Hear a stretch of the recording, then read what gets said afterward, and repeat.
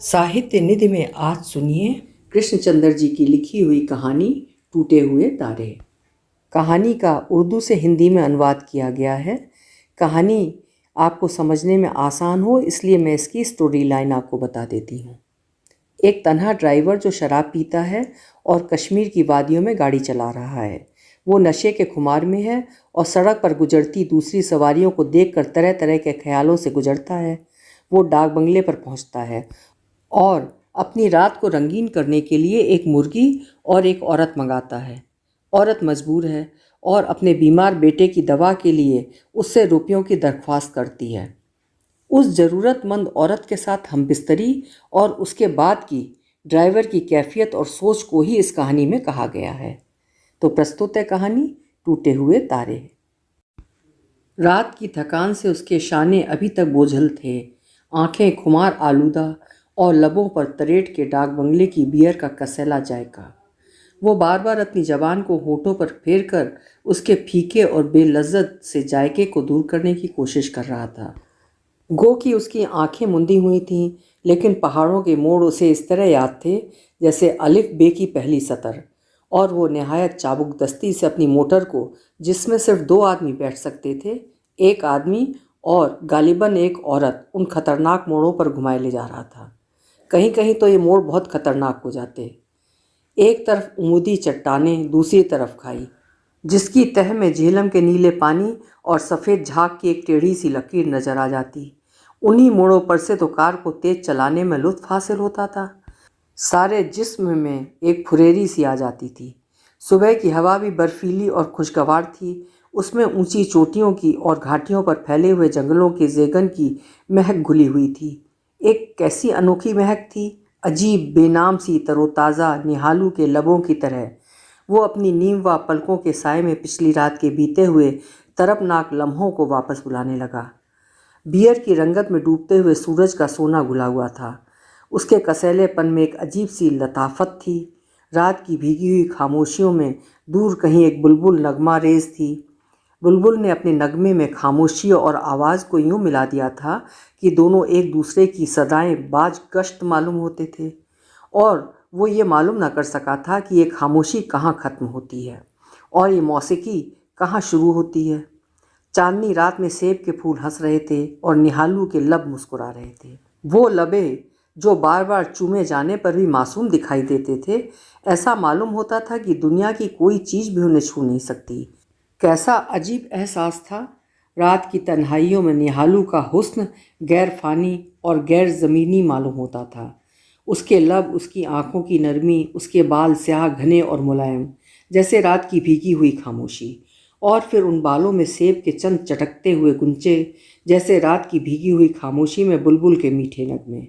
और वो ये मालूम न कर सका कि खामोशी कहाँ शुरू होती है और ये मौसीकी कहाँ ख़त्म होती है। लेकिन अब तो वो डाक बंगला भी बहुत पीछे रह गया था और इस वक्त किसी पुरस्तानी किले की तरह मालूम हो रहा था। मोड़ों के उलझाव में कार घूमती हुई जा रही थी और उसके तखय्युल में निहालू के लब, जिगन की महक, बुलबुल का नगमा और बियर का सुनहरा रंग चांदी के तार की तरह चमकती हुई सड़क पर उलझते गए। नीचे झेलम का पानी वहशी राग गाने लगा और फिजा में सेब के लाखों फूल आंखें खोलकर चहचहाने लगे। और उसने सोचा कि क्यों ना वो अपनी मोटर को इसी खाई की वसीय खला पर एक बेफिक्र परिंदे की तरह उड़ा कर ले जाए। ये ख्याल आते ही उसने अपने जिस्म में एक सनसनी सी महसूस की और उसकी नींव व आंखें खुल गईं। रास्ते में एक चश्मे के किनारे उसने अपनी कार ठहरा ली और देर तक हाथ पांव धोता रहा, आंखों को छींटे देता रहा, एक पहाड़ी गीत गुनगुनाता रहा और पानी लेकर कुल्लियाँ करता रहा। आहिस्ता आहिस्ता उसकी आंखों में रचा हुआ खुमार दूर हो गया और बियर का कसैला जायका भी जाता रहा। अब लब सूखे थे, आंखों में जलन सी महसूस होने लगी, प्यास और इश्तहा भी। उसने बोतल खोलकर गर्म चाय उड़ेल ली और सर्द टोस्ट पर मक्खन लगाकर खाने लगा। बदन में गर्मी और कुव्वत आ रही थी। शानों की थकान मादूम होने लगी। अब वो राह चलते हुए लोगों, मोटरों और लारियों को गौर और दिलचस्पी से देखने लगा। इस वादी में बीकानेर के मारवाड़ी अपनी भारी भरकम बीवियों को पहलगाम सैर कराने के लिए ले जा रहे थे। उस कार में एक यूरोपियन मर्द एक हाथ से कार चला रहा था और दूसरा हाथ उसकी बीवी की कमर पर था, जो अपने लबों पर सुर्खी लगाने में मसरूफ़ थी। इस लारी में बीमार क्लर्क और उनकी अधमुई बीवियां बैठी थीं और उनके बेशुमार बच्चे लारी की खिड़की पर खड़े गुलशोर मचा रहे थे। इस लारी में सिख ड्राइवर की पगड़ी ढीली हो चुकी थी और वो ऊँघता हुआ मालूम होता था। उसे ख्याल आया कि चंद मील आगे जाकर यह सिख ड्राइवर अपनी लारी को खाई की वसीअ खला पर उड़ाने की कोशिश करेगा और फिर दूसरे दिन वो अखबार में एक छोटी सी खबर पढ़ लेगा, मर्री कश्मीर रोड पर एक हादसा, लारी झेलम में जा गिरी, सब मुसाफिर झेलम में गर्क हो गए, ड्राइवर बाल बाल बच गया, लारी मोड़ पर से गुजर गई। उसी लारी में बैठे हुए लोग, जिनमें पंजाब के चंद पहलवान भी शामिल थे, बहुत खुशो खुर्रम दिखाई देते थे। इसी खुशी में गालिबन कश्मीर की नाशपातियों और औरतों की नरमी और गुदासपन का बहुत हिस्सा था, लेकिन उन्हें क्या मालूम था कि चंद मील आगे जाकर उन्हें मौत से मुकाबला करने के लिए अपनी पहलवानी का सबूत देना पड़ेगा, और ये कि थोड़ी देर में ही वो औरतों की तरह चीखें मारते और खाई पर नाशपातियों की तरह लुढ़कते दिखाई देंगे। इस लारी में चंद रेशमी बुरके सरसरा रहे थे, लेकिन कईयों ने नकाब उलट दिए थे। एक बदसूरत औरत ने, जो एक निहायत खूबसूरत बुरका पहने थी, जोर से पान की पीक सड़क पर फेंकी और चंद छींटे उड़कर चश्मे के करीब आ पड़ी और वो परे सरक गया। तीन हाथू अपने घुटे हुए सुरों पर तंग टोपियां पहने और कांधों पर नमक के बड़े बड़े डले उठाए गुजर रहे थे। उनके नथुने फूले हुए थे और गाल सुर्ख और चपटे। पाँव में प्याल की चप्पलें थीं। उसे वो ज़र्ब उल मस्ल याद आई। कश्मीर में जाके हमने देखी एक अजीब बात, औरतें हैं मिस्ल परी, आदमी जिनजात। दो गुजरियाँ जवान सांवली सलोनी गदराई हुई जैसे रसीली जामुन तेजी से कदम उठाते हुए गुजर गईं। एक ड्राइवर ने अपनी लारी चश्मे के किनारे ठहरा ली और इंजन और पहिए ठंडे करने लगा। लारी में एक मोटे सेठ का मोटा कुत्ता उसकी तरफ देखकर भौंकने लगा। टॉमी शटअप, टॉमी शटअप, मोटे सेठ ने कई बार कहा, लेकिन कुत्ता ना रुका और लारी के मोड़ पर गुजर जाने तक भौंकता रहा। अब सूरज सुबह और दोपहर के दरमियानी वक्फे में आ गया था और उसने चलने की ठानी। उसने सोचा कि आज रात वो चौमील के डाक बंगले में क़ियाम करेगा। गढ़ी तो वो आज रात किसी तरह ना पहुंच सकता था। उसने अपनी ओक में चश्मे का साफ़ो शफ़ाक पानी पीने के लिए भरा और फिर रुक गया। खामोश कदमों से एक औरत उसके करीब आ गई थी, नौजवान सी और कुछ फरबा अंदाम। उसने नीले फूलों वाली सूसी की एक भारी सलवार पहन रखी थी और उस स्याह कमीज पर उसकी उभरी हुई छातियों के गोल खम नजर आए और चश्मे का साफ़ो शफ़ाक पानी उसकी ओक से बाहर छलकने लगा। और कुछ अरसे के बाद उसके पतले प्यासे सुर्ख लबों की तरफ देखकर उसे अपना सवाल बेमानी सा मालूम हुआ। औरत चश्मे में से ओक भर भर कर अपनी प्यास बुझाती और उसकी प्यास तेज होती गई। औरत के लब और गाल गीले हो गए और कानों के करीब बल खाती हुई जुल्फ भी, और फिर यकायक दोनों की निगाहें मिली। औरत ने मुस्कुराकर अपनी आंखों को ठंडे पानी के छींटे देने शुरू किए। उसने पूछा, तुम कहाँ जा रही हो? औरत ने कहा, मैं नक्कार में अपने मैके गई थी, अब बुलंद कोट अपने खाविंद के पास जा रही हूँ। बुलंद कोट किधर है? औरत ने कहा, यहाँ से 7-8 कोस तक तो मैं इसी सड़क पर चलूँगी, फिर आगे जंगल से एक रास्ता ऊपर पहाड़ की तरफ चढ़ता है। वो रास्ता हमारे बुलंद कोट की तरफ जाता है। बहुत ऊंची और सर्द जगह है। तो फिर तुम वहाँ क्यों रहती हो? यहाँ देखो कितना खुशगवार मौसम है और इस चश्मे का पानी कितना ठंडा और मीठा है। औरत ने हंसकर कहा, हम बकरवाल लोग हैं। हम भेड़ों, बकरियों, भैंसों के गल्ले पालते हैं। आजकल उन ऊंचे इलाकों में बहुत उम्दा उम्दा हरी हरी घास होती है जो बर्फ़ के घुल जाने पर फूटती है। उस बारीक, नरम और हरी धूप को हमारे मवेशी बहुत शौक से खाते हैं, और चश्मे तो वहाँ इससे भी ज़्यादा ठंडे और मीठे हैं। उसने बात का रुख बदल कर कहा, क्या तुमने कभी मोटर की सवारी की है? हाँ, एक बार लारी में बैठी थी जब मेरी शादी हुई थी। कितना अरसा हुआ? 2 साल। वो अपना रखते सफ़र बांधने लगा। औरत की नाक पर पानी की 2 बूंदें अभी तक लटक रही थीं और गीली जुल्फ दाहिने गाल पर चिपक गई थी। उसने कहा, तुम्हारी नाक पर पानी की 2 बूंदें हैं। और फिर वो यकायक दोनों हंसने लगे। 2 बूंदें, 2 साल, 2 गोलाइयाँ। और उसने आहिस्ता से कहा, आओ तुम मेरी कार में बैठ जाओ। कम अज कम 7-8 कोस तक तो मैं तुम्हें साथ ले जा सकता हूँ। उसने उसका हाथ पकड़ लिया। औरत हिचकिचाई, लेकिन मोटर का दरवाज़ा खुला था और उसने उसे अंदर धकेल दिया। और फिर क्या, ये मोटर भी 2 आदमियों के सफ़र के लिए ना बनाई गई थी? एक मर्द और गालिबन एक औरत। और उसने गैर शेरी तौर पर अपना एक हाथ उसकी कमर पर रख दिया। औरत के जिस्म में एक खफीफ सी झुरझुरी पैदा हुई, जैसे सोए हुए समुद्र की लहरें बेदार हो जाएं। मोटर भागती गई और उसका हर नफस आतिशी होता गया। आग और समुद्र, जिनमें बुलंद कोट की रिफ़ायतें गर्क हो जाती हैं और वक्त मिट जाता है। जब वो चौमेल के डाक बंगले पर पहुंचा तो हर तरफ शाम की उदासी छा रही थी। सामने का स्याह पहाड़ किसी वसीए किले की दीवार मालूम हो रहा था और दरख्तों की चोटियां पहरेदार की बंदूकें। अब वो फिर अकेला था। उसे अपने आप से, किले की दीवार से, पहरेदार की बंदूकों से, फिजा की तन्हाई से डर महसूस हुआ। अपने आप से डर, इस तिरगी से डर जो उसकी रूह पर छाई हुई थी, रात के गहरे सायों की तरह। जैसे वो अफसुर्दगी के दलदल में अंदर ही अंदर धंसा जा रहा हो। उसने डाक बंगले के बैरे को आवाज़ देकर कहा, एक वाइट हॉर्स खोल दो। और फिर उसने 10 रुपए का नोट उसके हाथ में थमा दिया। जान अजीज़ के मुकाबले में 10 रुपए के नोट की क्या अहमियत थी? कागज़ का हकीर टुकड़ा। बोतल अपने सामने देखकर उसने सोचा, अब मैं बच जाऊंगा, अब इस दलदल में नहीं धंसूंगा। और उसने बोतल को जोर से गर्दन से पकड़ लिया, शायद कहीं वो उसका दामन छुड़ा कर न भाग जाए। उसने बैरे को आवाज़ दी, जी सरकार, एक मुर्गी भून लो, देखो दुबली पतली ना हो। बहुत अच्छा सरकार। और हाँ देखो, उसने बैरे के हाथ में 5 का नोट देकर कहा, एक ले आओ, दुबली पतली ना हो, तुम्हें भी इनाम मिलेगा। बैरे की बाँछें खिल गईं, आंखें चमक उठीं, गर्दन की रगें एक कस्साब की तरह तन गईं।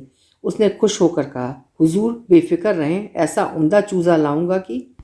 जाओ जाओ, उसने जल्दी से कहा और बोतल को गिलास में उड़ेलना शुरू किया।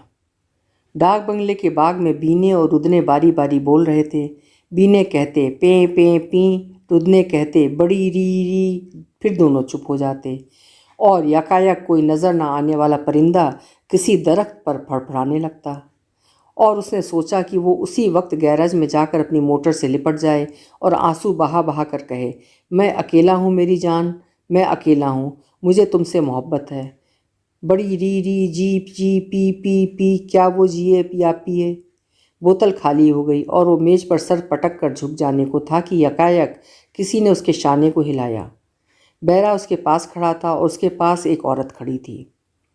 तुम कौन हो? उसने हकलाते हुए पूछा। मेरा नाम जुबैदा है, औरत ने कांपती हुई आवाज़ में कहा। वो कुर्सी का सहारा लेकर उठा और कमरे के अंदर जाने के लिए मुड़ा। बैरे ने उसे सहारा देना चाहा, लेकिन उसने उसे झिड़क कर कहा, हट जाओ, मैं कमरे में खुद चला जाऊंगा।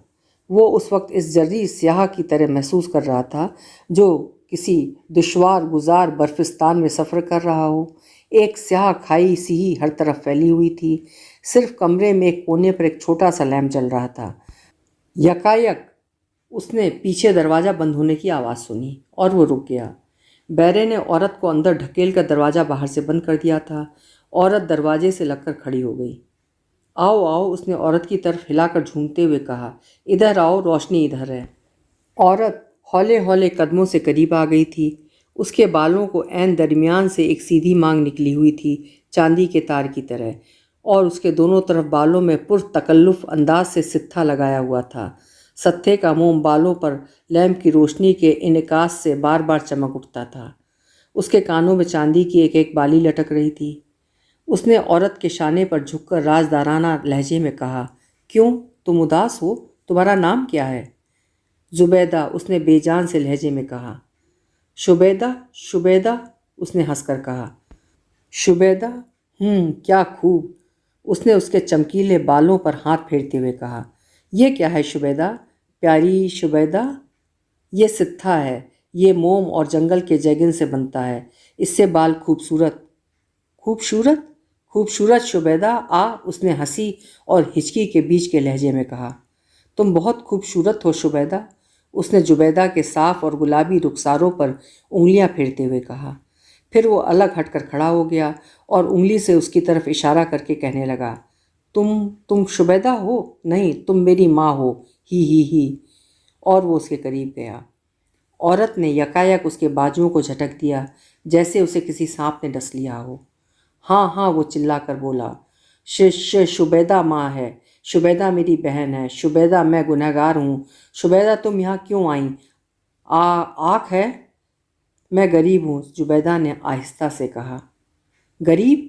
ही, मेरा बच्चा बीमार है। ज़र्रा, मेरा नन्हा सा ज़र्रा, डॉक्टर ने कहा है कि उसे निमोनिया हो गया है। वो 4 रुपये फीस मांगता है। बैरे ने मुझे सिर्फ 3 रुपये दिए हैं। खुदा के लिए मुझे 1 रुपया और दे दो। निमोनिया? ही, उसे खैराती अस्पताल ले जाओ ना। निमोनिया नत्था जरा, यहाँ एक ही तो अस्पताल है, औरत ने उदास लहजे में कहा, और वो भी खैराती। मेरे अल्लाह, मैं क्या करूँ? मैं तुम्हारे पाँव पड़ती हूँ, खुदा के लिए मुझे 1 रुपया और दे देना, सिर्फ 1 रुपया। बश फिक्र ना करो। ना नन्ही शुबैदा, वो उसकी गर्दन में लिपट कर कहने लगा। मैं तुम पर मरता हूँ खूबसूरत शुबैदा, मैं अकेला हूँ, मुझे तुमसे मोहब्बत है, मुझे बचाओ। शुबैदा, उसने उसके शाने पर सर रख दिया और फूट फूट कर रोने लगी। वो सोया पड़ा था। औरत के गले में उसके बाजू हमाइल थे जैसे वाइट हॉर्स की बोतल पर उसकी उंगलियां। लैम्प की मध्यम रोशनी झिलमिला रही थी। काली रात के सन्नाटे में नज़र न आने वाले बिये और रोने अभी तक बहस किए जाते थे। जी, पी, लेकिन उन्हें सुनने वाला मौजूद न था। खाई उसके सर पर हमवार हो चुकी थी। जब वो जागा तो खुमार उतर चुका था। रोशनी बुझ गई थी, साए गायब हो चुके थे। सुबह का हल्का सा पड़ता चारों तरफ छन रहा था। वो अभी तक उसकी आगोश में मदहोश पड़ी थी। बरहना सित्थे से आरास्ता किए हुए बाल परेशान थे और सफ़ेद गर्दन के उन हिस्सों पर सुर्ख सुर्ख निशान थे जिन्हें वो बार बार चूमता रहा था। उसने नीमवा आंखों से उसे सर से पांव तक देखा। सुडौल गुदास सांचे में ढला हुआ जिस्म। वो आहिस्ता से उसके पिंडे पर उंगलियां फेरने लगा। औरत के सारे जिस्म में एक लर्जिश पैदा हुई, जैसे सोए हुए समुद्र की लहरें बेदार हो जाएं। उसके लबों से एक आह सी निकली और उसने आहिस्ता से उस मदहोशी के आलम में कहा, ज़र्रे, प्यारे नन्हे ज़र्रे। और फिर उसके नीम व लब उसी तरह आपस में मिले जैसे माँ अपने प्यारे बेटे को चूम रही हो। नन्हा ज़र्रा, यकायक वो चौंक पड़ा। गुजरी हुई रात के मौहूम से साए उसकी आंखों के आगे आते गए। नन्हा ज़र्रा, निमोनिया, डाकदर। वो कांपने लगा। 3 रुपये, 4 रुपये, सिर्फ 1 रुपया। उसने फ़ौरन अपने बाजू उसकी गर्दन से हटा लिए। नन्हा ज़र्रा, और उसे ऐसा मालूम हुआ जैसे वो अपनी माँ से जिना कर रहा हो, और वो यकलख्त बिस्तर से उछलकर ज़मीन पर खड़ा हो गया और फटी फटी निगाहों से उस औरत की तरफ ताकने लगा जो अब तक जाग गई थी और बरहना थी और सारी रात उसके आगोश में रही थी। वो चीख कर कहने लगा, छुपा लो अपने आप को इस कंबल में, दफ़ा हो जाओ मेरे सामने से। क्यों इस तरह परेशान निगाहों से मेरी तरफ देख रही हो? सुनती नहीं हो क्या? मैं कहता हूँ, उठो मेरे बिस्तर से। ये लो 1 रुपया, 2 रुपये, 3 रुपये, 4 रुपये, ये सब ले लो, भागो यहाँ से, भागो यहाँ से। और उसने औरत को कंबल उड़ाकर उसके कपड़े उसके हाथ में देकर उसे कमरे से निकाल दिया। बहुत देर तक वो बिस्तर पर सर पकड़े बैठा रहा। दिलो दिमाग पर एक मुबहम सी उलझन एक मकड़ी के जाले की तरह तनी हुई थी जो उसे बार बार परेशान कर रही थी, और वो कुछ ना सोच सकता था। बार बार अपने उलझे हुए लंबे बालों में उंगलियां फेर कर उस मकड़ी के जाले को दूर करने की कोशिश करता रहा। आखिर जब बैरे ने आकर उससे कहा, साहब गुसल खाने में गर्म पानी धरा है, तो वो बड़ी बेदिली से उठा और पोटेशियम पर मैग्नेट की पिचकारी उठाकर गुसल खाने में घुस गया। तबीयत बेमज़ा सी हो गई थी और मुंह का कड़वा कसैला जायका होश आने पर भी दूर न हुआ था। शाने बोझल से थे। नहा कर वो बरामदे में मेज पर कुर्सियां टेक कर नाश्ते का इंतजार करता रहा और अपने आप को कोसता रहा। होशियार बैरे ने नाश्ते पर बियर बोतल हाजिर कर दी। बियर के खुशरंग सयाल ने आहिस्ता आहिस्ता उसके ख्यालात की रौ को बदल दिया। उसकी तबीयत मुजर्रह होती गई। वो आहिस्ता आहिस्ता गुनगुनाने लगा और सीटियां बजाने लगा। बीती हुई रातों के लम्हे खुशगवार और दिलकश बनते चले गए। सत्थे से चमकते हुए बाल, स्याह कमीज पर छातियों के उभरे हुए खम, निहालू का गैर फानी हुस्न, बुलबुल का नगमा, पपीहे की पीपी और सेब के फूल चांदनी में हंसते हुए, यकायक किसी रास्ते में चमकते हुए चश्मे का ठंडा पानी और मीठा पानी उसकी आंखों के सामने खुशी से उछलने और उबल उबल कर कहे लगाने लगा। और उसे अपनी कार की याद आई जो गैरेज में पड़ी उसकी राह तक रही थी। वो खड़ा हो गया और उसने बैरे को इनाम देकर पूछा, गढ़ी का डाक बंगला यहाँ से कितनी मील दूर होगा? 110 मील सरकार। हाँ, बैरे का नाम क्या है? खादिम शाह हुजूर। हम बहुत अच्छा आदमी है, बैरे ने कहा। साहब, लोगों का पुराना खादिम है हुजूर। डाक बंगले के करीब एक मोड़ काटते हुए उसे एक नीले रंग की कार मिल गई जो डाक बंगले की तरफ आ रही थी। एक भारी जिस्म और दोहरी ठोड़ी वाला आदमी जिसने स्याह फुंदने वाली रूमी टोपी पहन रखी थी कार चला रहा था। उसके बगल में एक औरत बैठी हुई थी। नीली सूसी की सलवार, स्याह कमीज पर छातियों के उभरे हुए खम और आंखों में आदि मुजरिमों की सी बेजान उदासी। और वो दिल ही दिल में मुस्कुराया। मरहम नहीं है तू ही नवाहाय राज का। गरीब औरतों ने अपनी ख्याली इस्मत की खातिर पहाड़ों पर बुलंद कोट बनाए थे, लेकिन हकीकत ये थी कि उनके मैके और ससुराल एक मीठे चश्मे से दूसरे मीठे चश्मे तक और एक डाक बंगले से दूसरे डाक बंगले तक महदूद थे। उसने दिल ही दिल में खुदावंद का लाख लाख शुक्र अदा किया जिसने उन लोगों को गरीब बनाकर उसके लिए दिलकश रातें मुहैया की थीं। जुबैदा, वाइट हॉर्स और भुना हुआ मुर्ग। इलाही, कैसी कैसी नेमतें तूने बनाई हैं। उसके तखय्युल में गढ़ी का डाक बंगला एक पुरस्तानी किला नजर आने लगा और उसने अपनी कार की रफ्तार तेज कर दी। मोटर के आगे और पीछे चीड़ और देवदार के घने और सब्ज जंगलों के दरमियान चांदी के तार की तरह चमकती हुई वो पक्की सड़क फैलती जा रही थी, एक मीठे चश्मे से दूसरे चश्मे तक, एक डाक बंगले से दूसरे डाक बंगले तक, एक अमीर की जेब से दूसरे अमीर की जेब तक। ये वही नुकरई तार है जिसने इंसानों के दिल तारीक कर दिए हैं, औरतें की इस्मतें वीरान कर डाली हैं और समाज की रूह को आतिशक के जहन्नुम में झुलसा दिया है। अभी आप सुन रहे थे कृष्णचंद्र जी की लिखी हुई कहानी टूटे हुए तारे।